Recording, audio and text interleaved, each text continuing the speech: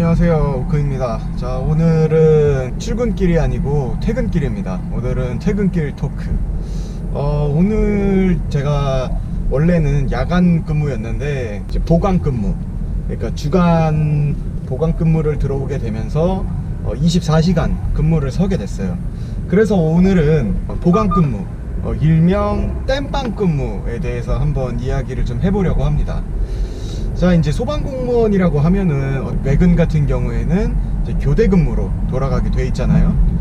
이 교대 근무가 이제 당비비 하는 곳도 있고, 뭐 6주기, 주주, 야야, 비비 이런 식으로 돌아가는 곳도 있고, 또는 21주기, 지금 제가 하는 21주기로 돌아가는 이제 시도들이 있습니다. 근데 이제 이 보강 근무는 이 소방공무원과 뗄래야 뗄 수 없는 관계가 돼버려요. 왜냐면은 어쨌든 어떤 팀에서 사람이 여러 명이 빠지게 되면은 출동력에 공백이 생기잖아요. 그쵸? 출동력에 공백이 생기면 어쨌든 그 출동력 공백을 채워야 돼요, 사람으로. 근데 자기 팀에서 이미 나갔기 때문에 자기 팀에서는 공백을 채울 수가 없어요. 그럼 어떻게 되냐? 그럼 다른 팀에서 들어와야겠죠. 그래도 요즘에는 이 공백일 때 이제 이 보강 근무가 그나마 조금 좀 현실적으로 바뀌고 있는 편이에요. 예전에는 이거 라떼는 나오면 안 되는데, 뭐 라떼라고 해봐야 뭐 몇 년 전이니까, 몇 년 전만 하더라도 이 보강 근무에 대한 이런 개념이 없었어요. 그냥 쓰라면 쓰는 거예요. 근데 그래가지고 제가 한 번은 당당당이면 몇 시간이야? 70시간이죠. 70시간 3일이니까 24시간씩 3일이니까 70시간에 주간까지, 주간 근무가 9시간이란 말이에요. 그래서 총 79시간을 소방서에서 근무를 한 적이 있어요. 물론 그때 이제 결국은 그렇게 근무를 하고 감기 몸살이 왔었는데 굉장히 힘들단 말이에요. 이렇게 연속으로 근무를 하게 되는 경우는 출동이 많건 출동이 적건 어느 부서건 이렇게 근무를 하게 되면 몸 망가져요. 힘들어요. 면역력이 떨어진단 말이에요.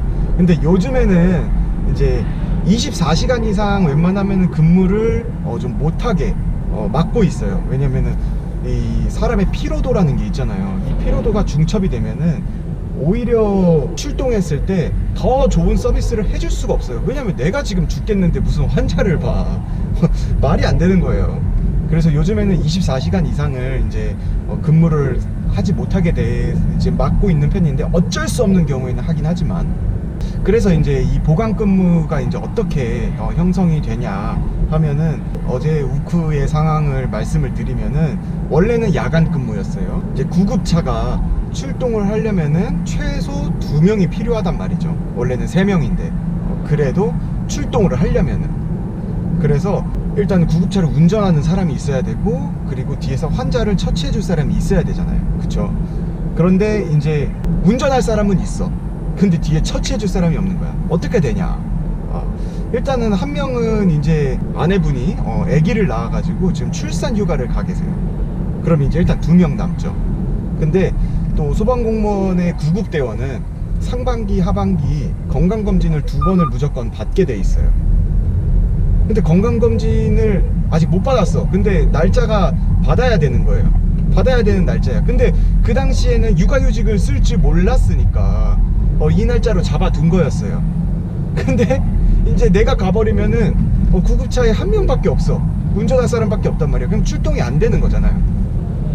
그래서 이제 그렇게 불가피한 상황일 때, 그리고 또 같은 팀에서 더 이상의 공백을 해결하지 못할 때, 이럴 때 이제 보강 근무를 들어오게 됩니다.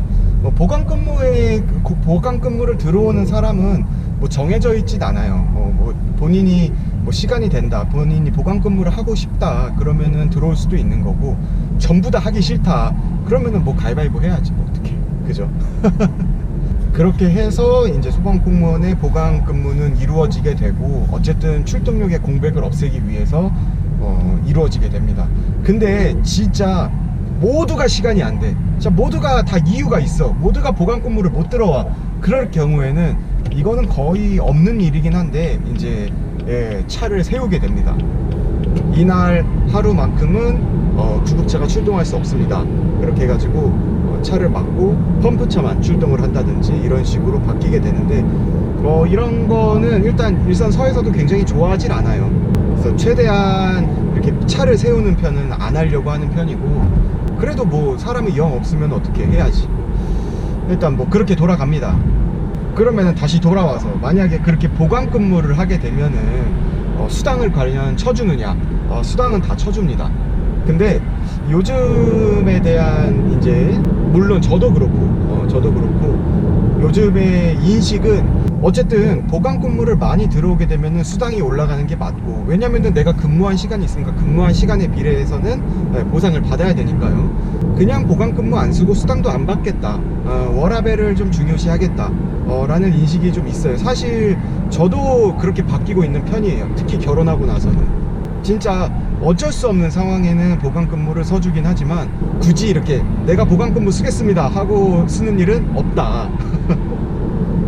근데 이제 어쨌든 이렇게 보강 근무를 한번 서주고 그렇게 되면은 또 그게 본인한테 돌아옵니다. 본인이 또 급한 일이 생겼을 때 다른 팀에서, 또는 내가 서줬던 사람이 오늘 이번엔 내가 서줄게 하고 이렇게 돌아오는 경우가 있으니까, 너무 그렇게 빡빡하게 살진 말고, 그래도 자기가 여유가 된다고 하면은 그렇게 서로서로 도움을 주면서 살아가는 게 좋은 것 같다고 생각이 들어요. 그래서 여러분들이 만약에 소방공무원이 된다고 하면은 이 보강근무랑은 뗄래야 뗄 수 없는 아마 관계가 될 것입니다.